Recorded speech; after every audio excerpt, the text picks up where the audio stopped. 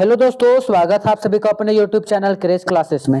आज हम लोग देखने वाले हैं क्लास 10th का मॉडल पेपर। ठीक है, मॉडल पेपर देखने वाले हैं जो 2025-26 के लिए बहुत ही इम्पोर्टेंट है, क्योंकि जो एग्जाम आता है इसी पैटर्न पे आता है और इसी पे आधारित रहता है।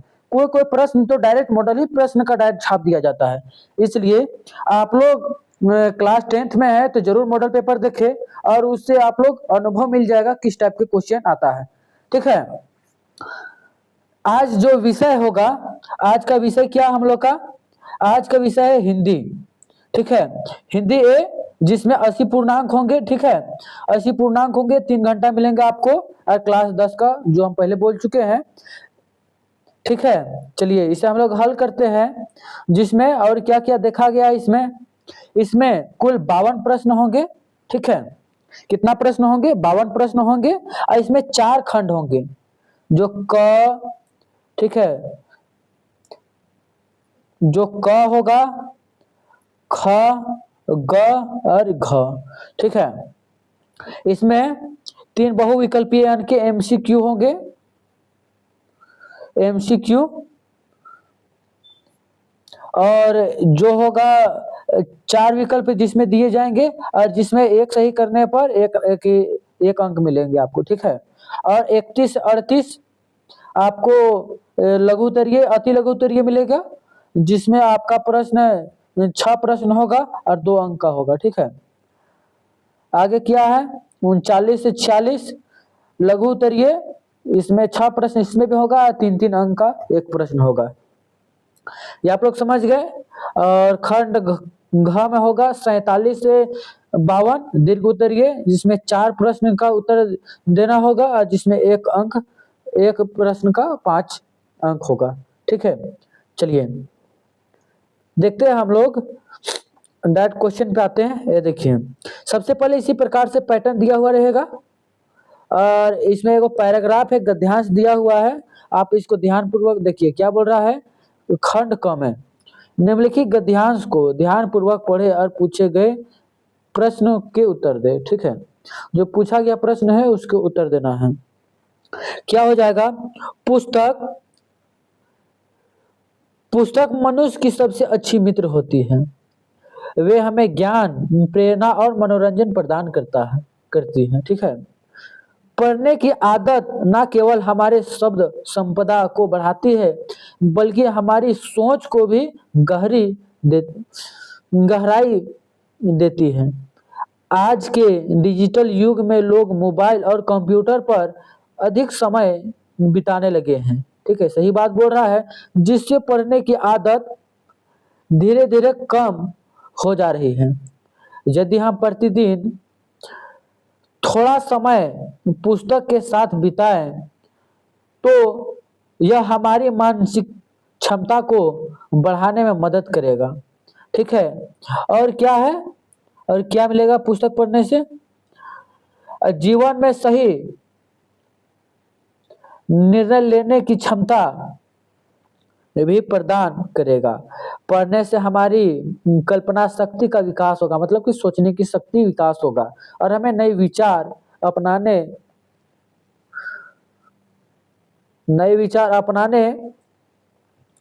के लिए तैयार होंगे। ठीक है, नए विचार अपनाने के लिए तैयार रहेंगे। पहला प्रश्न पूछा है कि पुस्तकों को मनुष्य का सबसे अच्छा मित्र क्यों कहा गया है। ठीक है, तो क्या होगा, वे हमें धन देती है, पुस्तक हमें धन नहीं देती है। ठीक है, वे हमें ज्ञान, प्रेरणा और मनोरंजन कराती है। ठीक है, वही बात लिखा हुआ है, देखिए यहाँ। और तीसरा, वे यात्रा के साथ रहती है, ये तो गलत बात है। वे हमें खेल सिखाती है, खेल भी सिखाती है लेकिन समय पर, लेकिन इस गद्यांश के हिसाब से हो जाएगा इसका प्रश्न का उत्तर ख नंबर। ठीक है, देखते हैं आगे क्या बढ़ रहा है। हाँ, बोल रहा है क्या कि डिजिटल युग में पढ़ने की आदत कम होने एक कारण क्या है, कम होने का क्या कारण है, तो एक कारण इसमें देना है। तो पहला जान जाते हैं, क्या होगा कि लोग मनोरंजन के लिए केवल अखबार पढ़ना पसंद करते हैं। नहीं, ये बात तो नहीं है। लोग अपने अधिकतर समय मोबाइल और कंप्यूटर पर बिताते हैं, ये तो सही बात है। और देखते हैं आगे क्या बोल रहा है। पुस्तकालय जाने में लोगों की रुचि नहीं रहती है। पुस्तकालय मतलब कि लाइब्रेरी जाने के लिए लोगों की रुचि तो एकदम नहीं रहती, तो गलत बात है। ठीक है। कविता के पद्यांश के हिसाब से लोग केवल परीक्षा के समय पढ़ने की आदत रखते हैं, ये भी गलत है। ठीक है। इसका उत्तर क्या हो जाएगा? ख नंबर। क्या हो जाएगा? ख। ठीक है। क्या बोल रहा है? लोग अपने अधिकतर समय मोबाइल और कंप्यूटर पर बिताने लगे हैं। ठीक है। ये हो जाएगा। तीसरा नंबर देखते हैं क्या बोल रहा है प्रश्न, कि प्रतिदिन पुस्तक के साथ समय बिताने से क्या लाभ होता है। यानी कि हम प्रत्येक दिन पुस्तक के साथ समय बिताएंगे तो क्या होगा? तो होगा क्या? मानसिक क्षमता का विकास रहता है और निर्णय लेने में योग्यता होती है, ये सही बात है। ठीक है। और मोबाइल का उपयोग और निरंतरता आती है। ठीक है। और केवल कल्पना शक्ति कम होती है। और क्या है? जीवन में उसमंज की स्थिति बढ़ जाती है। तो इसका क्या उत्तर हो जाएगा? हो जाएगा पहला नंबर। ठीक है। पहला नंबर हो जाएगा। क्या है? जब हम लोग इसमें पढ़े थे तो क्या हो रहा था इसमें, कि मानसिक क्षमता का विकास होता है और निर्णय लेने की क्षमता योग्यता बढ़ती है। ठीक है। इसका ये हो जाएगा। देखते हैं 4 नंबर। अच्छा 4 नंबर नहीं दिया है, अच्छा दिया है ना। देखते हैं क्या बोल रहा है। ज्ञान शब्द का पर्यायवाची, जो ज्ञान शब्द का पर्यायवाची पद्यांश के अनुसार क्या होगा? ज्ञान का पर्यायवाची क्या हो जाएगा? तो हो जाएगा आपका, पुस्तक तो नहीं होगा, आप जान रहे हैं। ठीक है। और खेल तो नहीं होगा, तकनीक भी नहीं होगा। इसमें डायरेक्ट शिक्षा की बात किया गया है, इसलिए इसका आंसर हो जाएगा शिक्षा। ठीक है। आगे देखते हैं। एक और दिया हुआ है, क्या है? पद्यांश को ध्यान पूर्वक पढ़े और निम्नलिखित प्रश्न के उत्तर दे। क्या हो रहा? पर्वत कहता है, क्या कहता है पर्वत? पर्वत कहता है शीश उठाकर तुम भी ऊंचे बन जाओ। सागर कहता है लहराकर मन में गहराई लाओ। ठीक है। और क्या बोल रहा है तीसरा? समझ रहे हो क्या कहती है, उठ उठ गिर गिर तरल तरंग भर लो अपने दिल में मीठी मीठी मृदगल उमंग। यानी कि सारे जो रहता है पॉजिटिव थिंकिंग। ठीक है। तो इसका हम लोग आगे और लिखा है, क्या बोर्ड लिख रहा है देखते हैं हम लोग, कि पृथ्वी कहती है धैर्य ना छोड़ो। पृथ्वी क्या कहती है? धैर्य ना छोड़ो। कितना ही हो सिर पर भार, नभ कहता है फैलो इतना, ढल तो तुम सारा संसार। ठीक है। ये नभ बोलता है। कविता के साथ कविता क्या बोल रहा है देखते हैं हम लोग, कि कविता प्रकृति संदर्भ में सागर से कवि हमें क्या सिखाता है? सागर से क्या सिखाता है? हम लोग क्या पढ़े थे इस ऊपर में? इसका हो जाएगा क्या, कि साहस और दृढ़ता तो नहीं होगा ये, और मन में गहराई लाना। तो सागर क्या बोलेगा? अपने जैसे जितना गहराई पानी है उतना ही लाओ। ठीक है। यानी कि इसका उत्तर हो जाएगा ख नंबर। ये आप लोग समझ गए होंगे। आगे देखते हैं। कविता में पर्वत का संदर्भ क्या है? कविता में पर्वत का संदेश क्या है? पर्वत क्या कहना चाहता है? तो इसका उत्तर क्या हो जाएगा? देखिए, गहराई अपनाना तो सागर बोल रहा था। ठीक है। मन को शांत कौन बोल रहा था? बताइए, ऊपर पैराग्राफ पढ़े ना, बताइए मन को शांत कौन बोल रहा था? तो इसका आंसर हो जाएगा 6 का पर्वत जो क्या बोलेगा? ऊंचाई और महानता पाना। ठीक है। पर्वत यही ना बोलेगा अपने जैसे ऊंचाई हो। ठीक है। 7 नंबर देखते हैं। सागर क्या लहराकर, यह सागर किन गुण को अपनाने का संकेत करता है? सागर गहराई किस गुण को अपनाने का संकेत करता है? ठीक है। इसका आंसर क्या हो जाएगा? गहराई। कोई दिक्कत किसी को? चलिए हम लोग आगे देखते हैं। 8 नंबर बोल रहा है क्या कि ओठ ओठ गिर गिर, क्या बोल रहा है, ओठ ओठ गिर गिर तरल तरंग किस जीवन स्थिति का प्रतीक है। ठीक है, तो इसका क्या हो जाएगा, इसमें गिर गिर उठ उठ का डायरेक्ट मतलब हो जाएगा कठिनाइयां और सफलताएं। गिरेगा तो कठिनाइयां होगा और तरल तरंग आएगा तो सफलता मिलेगा। ठीक है, देखते हैं और क्या हो रहा है। 9 नंबर प्रश्न देखते हैं। बोल रहा है क्या कि यदि तुम मन लगाकर पढ़ोगे तो परीक्षा में अवश्य सफल होगे। यह वाक्य है, तुम मन लगाकर पढ़ोगे तो परीक्षा में अवश्य सफल होगे। यह वाक्य क्या है आप लोग बताइए।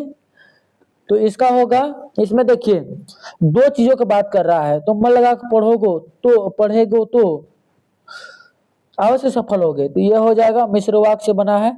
2 वाक्य यानी कि आपका बीच में और आ जाता। ठीक है, बीच में और आता तो हो जाता आपका संयुक्त वाक्य।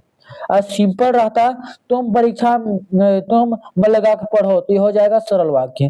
ठीक है, लेकिन क्या बोल रहा है, तुम मन लगाकर पढ़ोगे तो परीक्षा में अवश्य सफल होगे। ये हो जाएगा मिश्र वाक्य। यहाँ तक आप लोग समझ आया। चलिए आगे देखते हैं। मोहन पढ़ाई करता है और सोहन खेलता है। अच्छा, खेलों में अच्छा है। मोहन पढ़ाई करता है और सोहन खेलों में अच्छा है। ये वाक्य क्या हो जाएगा, देखिए बीच में और लग गया और क्या होता है, हम संयुक्त वाक्य। इसका क्या उत्तर हो जाएगा बताइए आप लोग, बताइए। इसका हो जाएगा घ नंबर। ठीक है, चलिए 11 नंबर देखते हैं। 11 नंबर क्या बोल रहा है प्रश्न कि फल खाया जा रहा है, फल खाया जा रहा है। यह किस वाक्य का घटना है, उदाहरण है।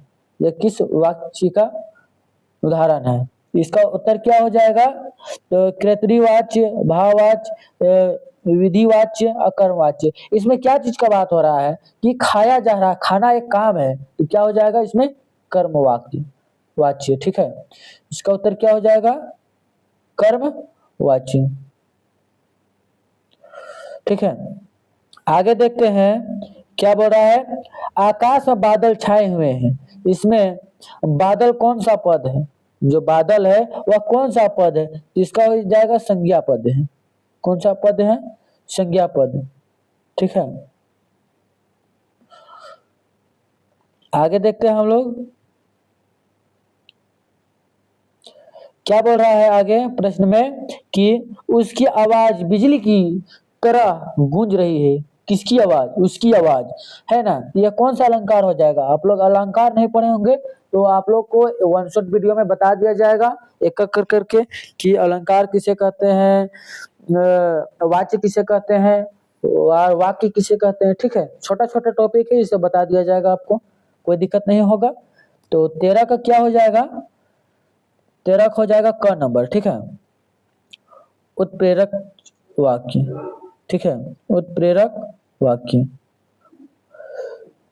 अच्छा, अलंकार। ठीक है, देखते हैं क्या बोल रहा है आगे प्रश्न कि त्रिलोक किस प्रकार का समास है। समास भी नहीं पढ़े होंगे, और पढ़े होंगे तो मार दीजिए इसका आंसर। क्या हो जाएगा बताइए। त्रिलोक यानी कि ऐसा बात कर रहा है जो 3 लोगों का बात कर रहा है एक बार में। त्रिलोक तो क्या हो जाएगा आपका 14 का हो जाएगा द्विगु। आप लोग पढ़िएगा तो डायरेक्ट समझ आ जाएगा, है ना, कोई दिक्कत नहीं है। अभी नहीं बन रहा तो बाद जरूर बनेगा। चलिए देखते हैं आगे क्या बोल रहा है कि ईमेल लिखने किससे संबंधित है। ईमेल लेखन किससे संबंधित है। तो इसका उत्तर हो जाएगा 15 का। बताइए आप लोग थोड़ा गेस कीजिए। तो आधुनिक संचार माध्यम, थोड़ा सा लग रहा है। पारंपरिक संरचना माध्यम, ये तो नहीं लग रहा है। मौखिक संचार कैसे होगा, ईमेल से। टेलीफोन संदेश नहीं, ईमेल बोल रहा है, यानी कि आधुनिक नया जमाना का नहीं, ये ईमेल है। ईमेल कब बना है? ये 2-4 साल के अंदर में, ठीक है। तो क्या हो जाएगा? आधुनिक संचार माध्यम। आधुनिक मतलब कि आजकल का। आगे क्या बढ़ रहा है? पढ़ाई जीवन का उज्जवल बनाती है। पढ़ाई जीवन को उज्जवल बनाती है। इसमें कौन सा अलंकार है? अलंकार तो एक बार देखना पड़ेगा, आप लोगों को नहीं समझ आ रहा है तो, ठीक है। लेकिन इसका आप लोग आंसर जान लीजिए, इसका हो जाएगा मानवीकरण अलंकार, ठीक है। मानवीकरण का अलंकार किसे क्या होता है, किसे कहते हैं, ये सब डिफिनेशन आपको मिल जाएगा, लेकिन अभी नहीं मिलेगा, अगले बार मिलेगा, ठीक है। अब क्या बोल रहा है कि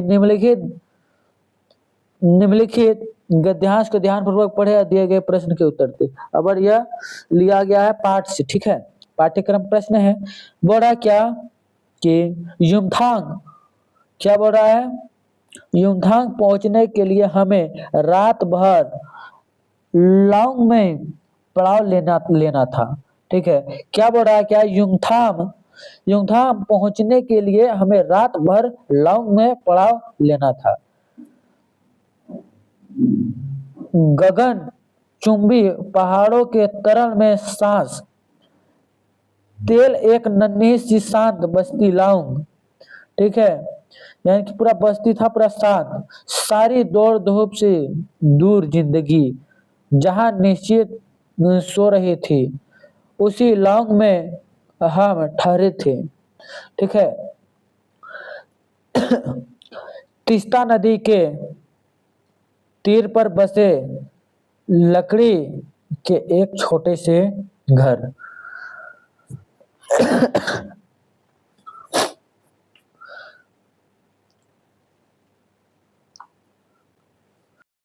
और क्या बोल रहा है कि धोकर मैं तुरंत ही तीस्ता नदी के किनारे बिखरे पत्थर पर बैठ गई, ठीक है। सामने बहुत ऊपर से बहता झरना नीचे कलकल बहती तीस्ता में मिल रहा था। मध्यधमी हवा बह रही थी, पेड़ पौधे झूम रहे थे। गहरे बादल की परत ने चांद को ढक रखा था। बाहर परिंदे और लोग अपने घरों को लौट रहे थे। वातावरण में अद्भुत शांति थी। मंदिर की घाटियां सी घुंघरुओं और रुनझुनाट सी आंख अनायास भर आए। यानी कि डायरेक्ट इसमें प्रश्न जो लिया गया युमथांग चैप्टर नंबर 2 लेखिका से लिया गया है, ठीक है। तो इसका देखते हैं पहला प्रश्न क्या, लॉन्ग किस प्रकार की बस्ती बताई गई है। लॉन्ग जो है किस प्रकार की बस्ती बताई गई है? तो भीड़ बढ़ा के तो एकदम नहीं था, ठीक है। शांत और नन्ही, हमको लगता है यही होगा, आधुनिक तो नहीं बताया गया है, और औद्योगिक ये भी नहीं बताया गया। तो इसका आंसर हो जाएगा क्या, शांत और नन्ही, ठीक है। आगे देखते हैं, उपयुक्त गद्यांश में वातावरण की शांति की तुलना किससे की गई है? 18 का देखिए आप लोग और बताइए।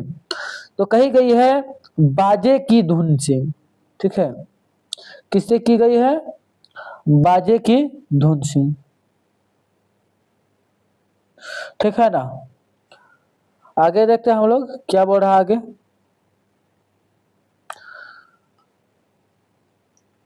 निम्नलिखित पद्यांश को ध्यानपूर्वक पढ़कर दिए गए प्रश्न के लिए उत्तर चयन करें, ठीक है। फिर से दिया गया है पद्यांश, उसे पढ़ते हैं हम लोग। क्या बड़ा तुम्हारे यह दंतुरित मुस्कान मृतक में भी डाल देती है जान।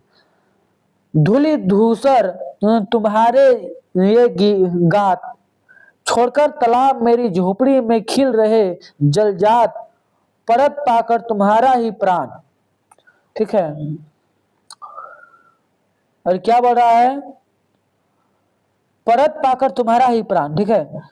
पिघलकर जल बन गया होगा कठिन भाषा। यानी कि ये छोटी सी नन्ही बच्चा वाला लिया गया है, ठीक है। और इसमें जो कविता है उसमें छोटा सा लिखा गया है, क्या है, मृतक में भी डाल देगी जान का क्या अर्थ है? इसका अर्थ हो जाएगा आपका हताश और निराश व्यक्ति की खुशी ला देना। जो एकदम अपने काम में विफल हो गया है, उदास हो गया है, वह उसमें भी ला देता है जान। देखे हैं ना आप लोग छोटा बच्चा को, उसका मुस्कुराहट क्या होता है, किसी को भी आकर्षित कर लेता है। उसका मुस्कुराहट में थोड़ा सा आकर्षण छाता है। ठीक है, आगे देखते हैं, धूली धूसर तुम्हारे ये गात। पंक्ति में गात का अर्थ है, गात का क्या अर्थ होता है? ठीक है, गात मतलब कि शरीर, जैसे गतर बोलता है ना गात, वही है शरीर, शरीर को ही गात बोलते हैं। ठीक है, आगे देखते हैं, निम्नलिखित प्रश्न के सही विकल्प का चयन करिए। निम्नलिखित जो प्रश्न है उसके विकल्प जो है सही है या गलत है उसको देखना है। तो पहला प्रश्न क्या है, देखते हैं हम लोग कि भोलानाथ किसको देखकर सिसकना भूल जाता है? तो अपने साथियों को, कोई भी जान रहा है, प्रश्न पढ़े हैं ना आप लोग? तो देखते हैं, अपनी माता को देखकर तो रो रहा था। क्यों रो रहा था? उसकी माँ जब तेल लगा दे रही थी, मालिश कर दे रही तो रो रहा था। उसके पिता जब डांटते थे, बोलते थे, सबसे ज्यादा कि टाइम किसके साथ बिताता था भोलानाथ? तो अपने पिता के साथ। ठीक है, सेकंड में साथी होगा। तो इसमें सिसकना किससे भूल जाता था? तो खेल के साथियों को देखकर। ठीक है, ये तो आप लोग जान गए, किसको देखकर सिसकना भूल जाता था? अपने खेल के साथियों को देखकर। चलिए आगे देखते हैं हम लोग, उद्धव क्या है? उद्धव कृष्ण का कौन सा संदेश लेकर आया? ठीक है, जो उद्धव थे वह कृष्ण का कौन सा संदेश लेके आया? तो क्या हो जाएगा? प्रेम संदेश तो नहीं लेकर आया था। अनुराग का संदेश, बताइए, अनुराग का संदेश लेकर आया था क्या? नहीं। योग संदेश, बताइए, योग संदेश लेकर आया था? तो प्रेम का संदेश तो लेके नहीं आया था ना, अनुराग का आया था। तो क्या लेकर आया होगा? तो योग संदेश। ठीक है, जो उद्धव था वह योग का संदेश लेकर आया था। ठीक है, आगे देखते हैं हम लोग 23 नंबर, क्या बोल रहा है कि राम लक्ष्मण परशुराम संवाद में किस रस की प्रमुखता है? रस आप लोग पढ़े हैं कि नहीं पढ़े हैं? नहीं पढ़े हैं तो आप लोग पढ़ लीजिए। ठीक है, तो इसमें क्या है कि राम लक्ष्मण परशुराम संवाद में किस प्रकार का प्रमुखता है? तो क्या हो जाएगा इसमें आपका 23 नंबर का, बताइए। हास्य रस नहीं होगा, करुण रस आप लोग नहीं पढ़े तो पढ़ लीजिए, शांत रस ये भी नहीं होगा, जिसका आंसर हो जाएगा वीर रस। ठीक है, आगे देखते हैं 24 नंबर, क्या हो रहा है? उत्साह कविता में कवि ने बादल की तुलना किससे की है? जो उत्साह कविता है उसमें कवि ने बादलों की तुलना किससे की है? आप लोग पढ़े होंगे तो तुरंत बता दीजिएगा, नहीं पढ़े हैं तो देख लीजिए। धरती की, उत्साह मतलब कि धरती की बात होती है। ठीक है, जो उसमें हरियाली उरियाली आता है, इसी में आता है, यही कविता में। एक आगे बढ़ा, क्या यह तंत्रित मुस्कान कविता में कवि कौन है? ठीक है, तो इसका उत्तर क्या हो जाएगा, बताइए? नागार्जुन जी। ठीक है, ये होगा यहाँ के जो यह तंत्रित मुस्कान के कविता के कवि। आगे देखते हैं 26 नंबर, अच्छा 26 नंबर, जितेंद्र नार्गे की जीप में किसकी तस्वीर लगी हुई थी? तो महात्मा गांधी की तो नहीं लगी हुई थी, आप लोग जान रहे हैं, दलाई लामा। ठीक है, इसका उत्तर क्या हो जाएगा? दलाई लामा। कोई दिक्कत इसमें? ठीक है, नहीं। फसल किसका गुणधर्म है? जो फसल है वो किसका गुणधर्म है? क्या हाथ का? नहीं। पानी का? ये भी नहीं होगा, किसान का नहीं होगा। गुणधर्म का बात बोल रहा है, इसमें 3 चीज कही गई, मिट्टी का हो जाएगा,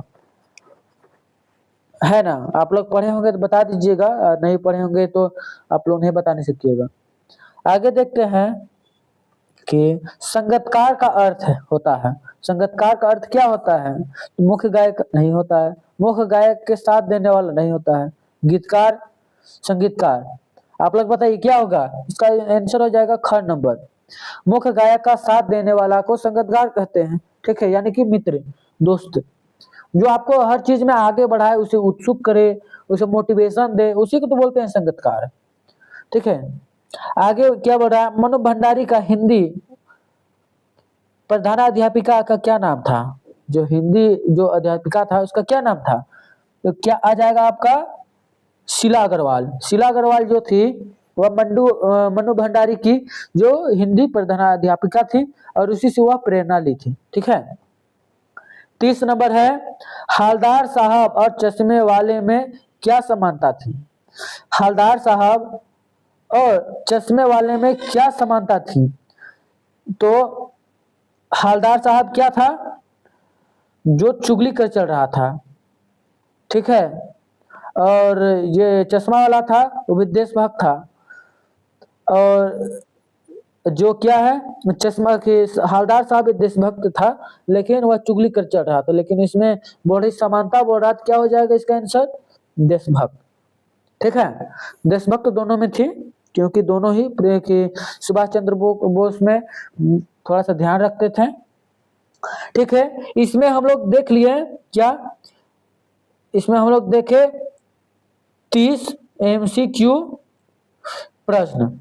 आपको चाहिए, आपको लॉन्ग यानी कि सब्जेक्टिव प्रश्न चाहिए, प्रश्न के साथ आंसर भी चाहिए, तो आप लोग मुझे कमेंट करें, या फिर आप लोग व्हाट्सएप चैनल पर नहीं जुड़े हैं तो जुड़ ले। और आप बोल रहे हैं कि कैसे जुड़ना है, तो आप लोग इस नंबर पे मैसेज कीजिए 72 092 63 958, ठीक है। और आप लोग इस YouTube चैनल पे नहीं जुड़े हैं तो आप लोग का तैयारी स्टार्ट हो गया है, आप लोग नहीं जुड़े हैं तो जरूर जुड़ ले। आपको धीरे धीरे करके आपका सिलेबस प्लस में मॉडल प्रश्न भी हल होता रहेगा, लेकिन आपका सिलेबस कंप्लीट हो जाएगा, ठीक है। चलिए इसी के साथ समाप्त करते हैं यह वीडियो को। वीडियो अच्छा लगा होगा तो लाइक सपोर्ट जरूर कीजिएगा। जय हिंद, जय भारत।